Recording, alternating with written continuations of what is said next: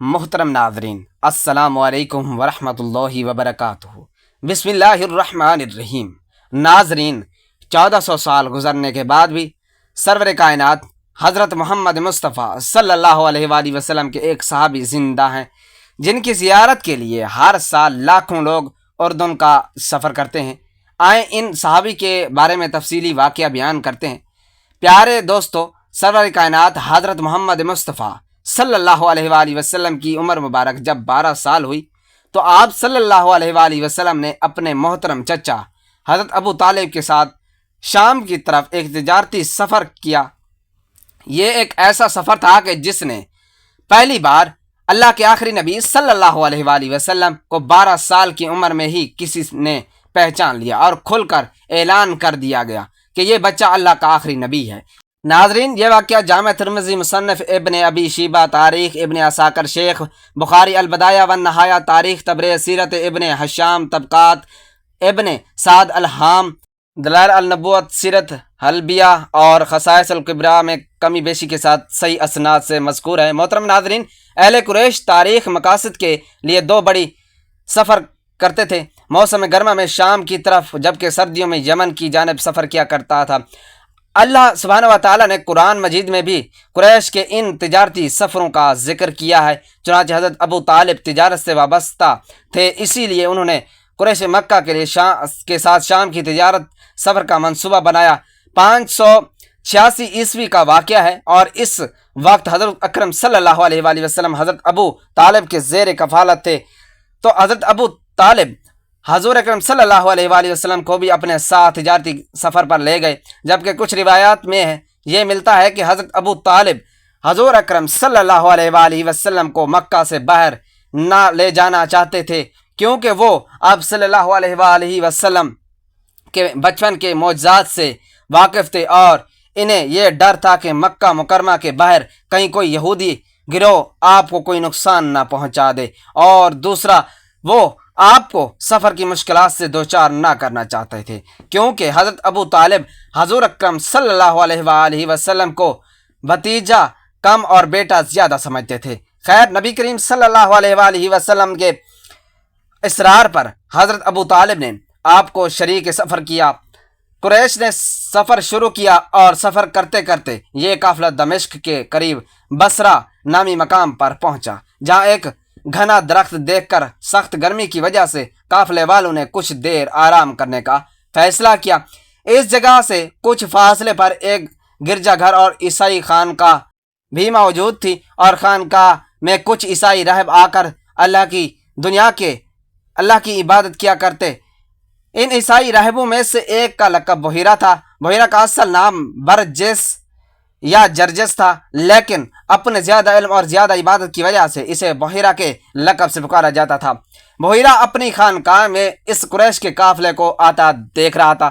وہ حیران ہوا کہ اس قافلے کے کچھ لوگ کے ساتھ ساتھ بادل کا ٹکڑا بھی چل رہا ہے۔ جس طرح وہ مڑتے ہیں تو بادل کا ٹکڑا اسی طرح مڑ کر ان پر اپنی چھاؤں کر دیتا۔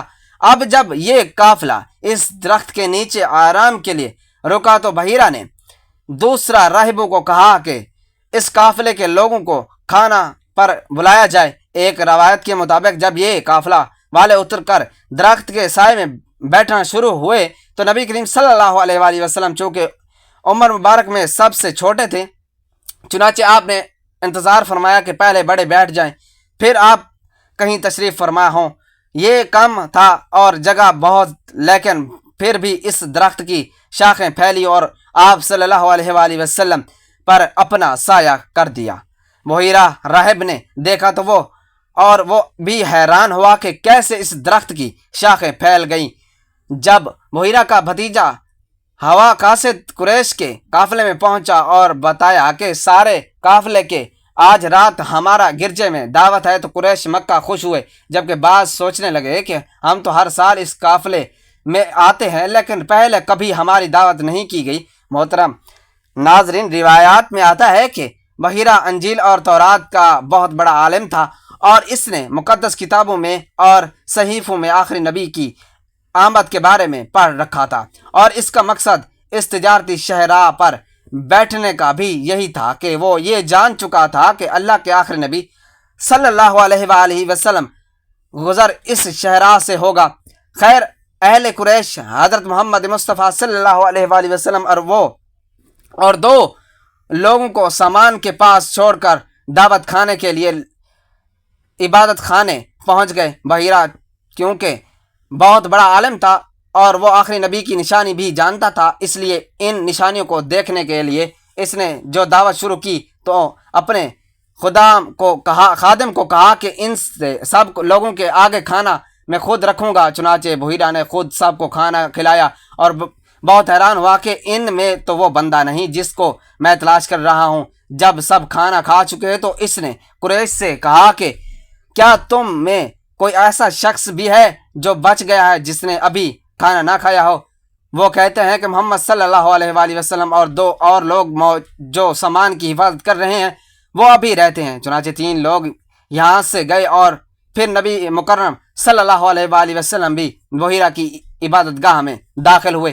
محترم ناظرین، یہ یاد رہے کہ اس وقت حضرت محمد مصطفیٰ صلی اللہ علیہ وآلہ وسلم کی عمر مبارک صرف 12 سال تھی۔ جیسے ہی آپ صلی اللہ علیہ وآلہ وسلم عبادت گاہ میں داخل ہوئے تو بحیرہ نے محسوس کیا کہ عبادت گاہ میں ایک انتہائی اچھی خوشبو پھیل گئی۔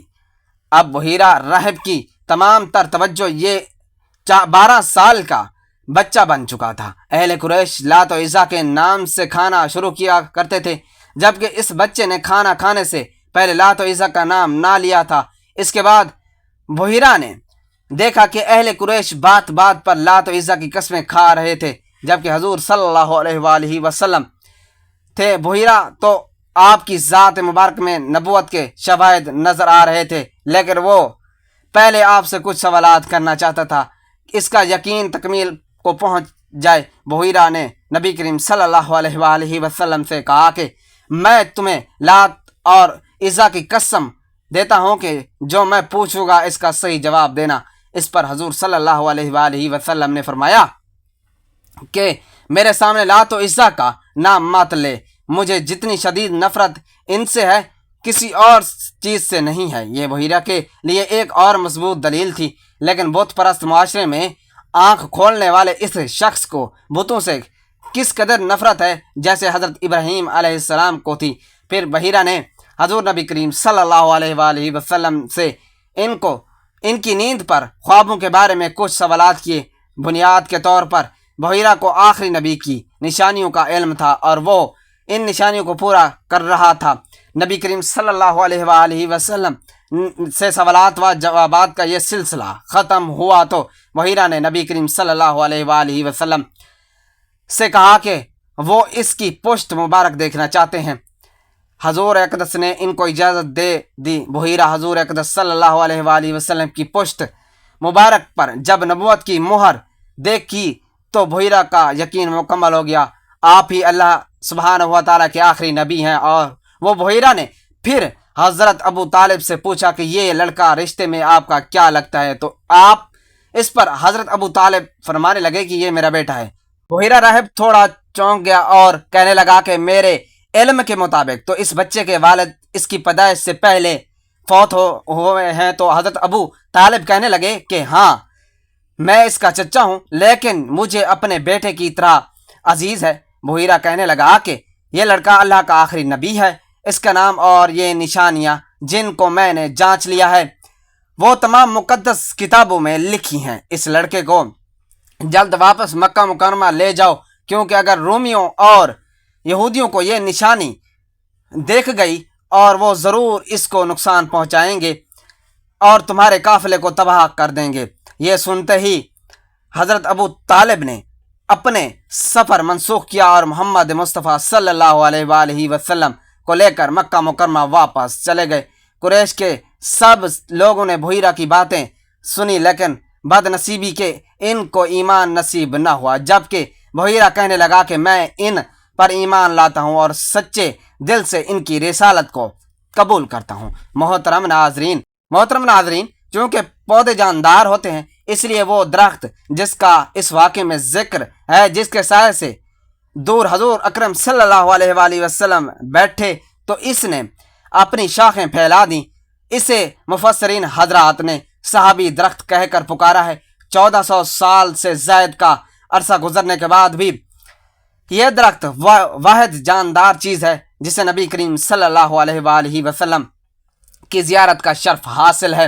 ایک عرصہ پہلے تک وہ صحابی درخت کے جس کی نسبت حضور صلی اللہ علیہ وآلہ وسلم سے لوگوں کے علم میں تو موجود تھا، لیکن اس درخت کی مخصوص جگہ یا محل وقوع کے بارے میں کسی کو کچھ خاص معلومات نہ تھی۔ یہ درخت اب مشرق کے اردن میں صفا کے مقام پر وادی سیران میں دریافت ہو چکا ہے۔ اس معجزاتی درخت کو دور سے ہی پہچانا جا سکتا ہے، کیونکہ کئی سو مربع کلومیٹر کی خشک اور صحرائی علاقے پر یہ واحد جاندار چیز جو آپ کو دیکھنے کو ملے گی۔ بقول اردن کے بادشاہ شاہ عبداللہ کے ہیلی کاپٹر میں صحرا کے اوپر سے گزر رہا تھا کہ میں نے نیچے ایک درخت کو دیکھا۔ اس صحرا میں نہ کوئی اور پودا تھا اور نہ کوئی کھیت اور نہ ہی پانی۔ اس درخت کا اس صحرا میں تر و تازگی کے ساتھ موجود ہونا میرے لیے ایک واضح دلیل تھی کہ یہ درخت اپنی ذات سے ایک معجزہ ہے۔ ناظرین، اور صحابی درخت کے سائے میں نبی کریم صلی اللہ علیہ وآلہ وسلم زیادہ دیر تو نہ بیٹھ لے، لیکن اس درخت کا حضور صلی اللہ علیہ وآلہ وسلم کو سایہ فراہم کرنا اور جھک جانا اللہ سبحانہ و تعالیٰ کو اتنا پسند آیا کہ اس درخت کو رہتی دنیا کے لیے ایک معجزے کے طور پر محفوظ فرما دیا۔ اردن کی حکومت نے بڑی محنت کر کے اس تجارتی شہرا کے آثار بھی دریافت کر لیے، جس پر آج سے 1400 سال پہلے قریش کی تجارتی قافلے شام کی طرف سفر کیا کرتے تھے۔ یہ شہرا اس صحابی درخت سے کچھ فاصلے پر موجود ہے۔ مشرقی اردن میں درخت دیکھنے کے لیے ہزاروں مسلمان ہر سال اردن جاتے ہیں۔ اللہ سبحانہ و تعالیٰ سے دعا ہے کہ وہ مجھے اور اس ویڈیو کو دیکھنے والے ہر فرد کو اس صحابی درخت، مدینہ، مکہ اور تمام مقدس مقامات کی زیارت نصیب فرمائے۔ آمین یا رب العالمین۔